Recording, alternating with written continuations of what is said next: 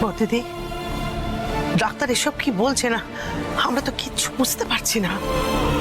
চুপ করে থাকবেন না স্যার, বলুন ডাক্তার সব সত্যি কথা বলছেন নাকি এটা ডিনার সাজানো নাটক? ওয়াও সোহাগ, ওয়াও, সুপার! তুমি কিন্তু ভীষণ ভালো অভিনয় করো, আই মাস্ট সে।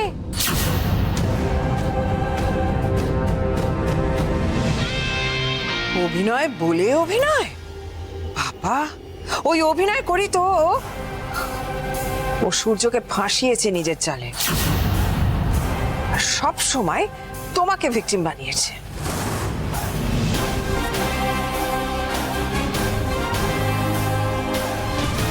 এই যে ইন্দ্র মল্লিক, আপনি এখানে এখনো চুপ করে দাঁড়িয়ে আছেন কেন? আপনার আদরের পুত্রবধূ তো আপনাকে একেবারে ঘোল খাইয়ে ছেড়ে দিল।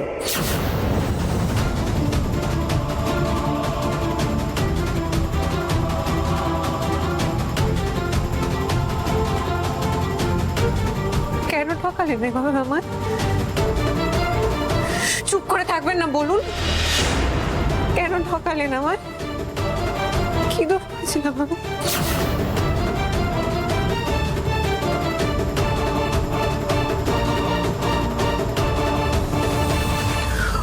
আমি তোমার ভালোর জন্য মিথ্যা কথা বলেছিলাম। আমার ভালোর জন্য এরকম একটা মিথ্যার আশ্রয় নিতে হলো আপনাকে? হ্যাঁ, আমি রিপিটেডলি বলা সত্ত্বেও কেউ আমার কথা শোনেনি। বাড়ির সব কাজ তোমাকে দিয়ে করানো হতো, যাকে বলে অমানসিক খাটুনি খাটাতো।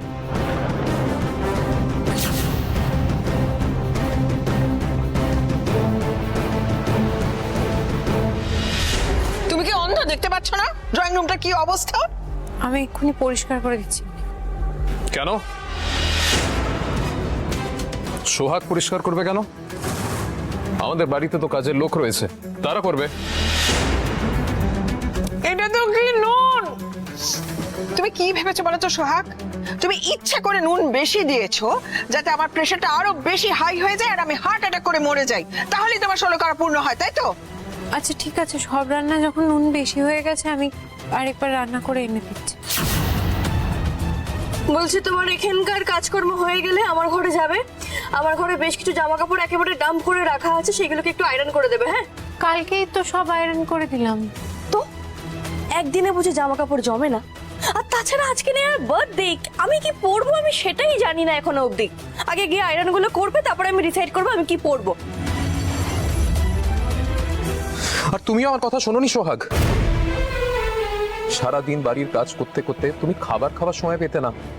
তোমার লো প্রেশার হয়ে গিয়েছিল, অ্যাসিডিটির প্রবলেম হচ্ছিল, তোমার পালস রেট কমে গিয়েছিল।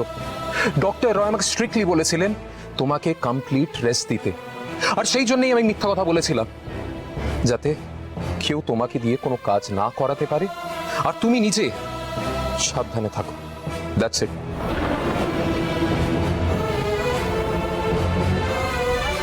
কি সুন্দর অজুহাত আপনার, আপনি তো বলেই খালাস। এতগুলো মানুষের আশা, ভরসা, বিশ্বাস, আনন্দ সবটা যে ভেঙে চুরমার হয়ে গেল, সেটার উত্তর কে দেবে?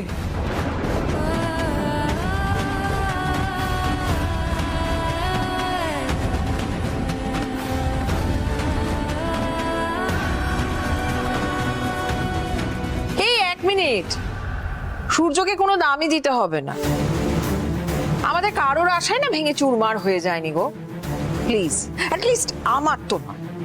আরে, আমি তো কোনোদিন মানতেই পারিনি মল্লিক পরিবারের বংশধর নাকি একটা কাজের মেয়ের সন্তান।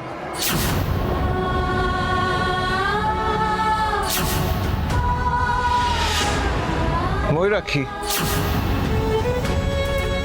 তোমার মানাটাই শেষ কথা নয় ময়ূরাক্ষী।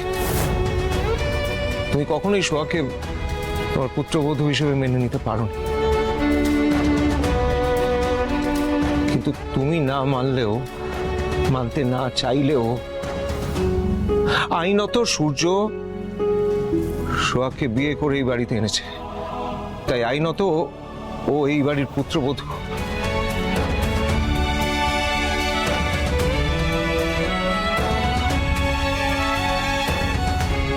ওর গর্ভের সন্তান আসতে চলেছে শুনে তুমি হয়তো খুশি হতে পারোনি, কিন্তু আমি খুশি হয়েছিলাম ময়ূরাক্ষী।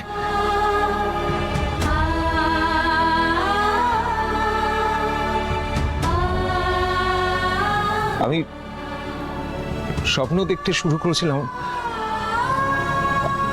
আমার উত্তরাধিকারী আসছে।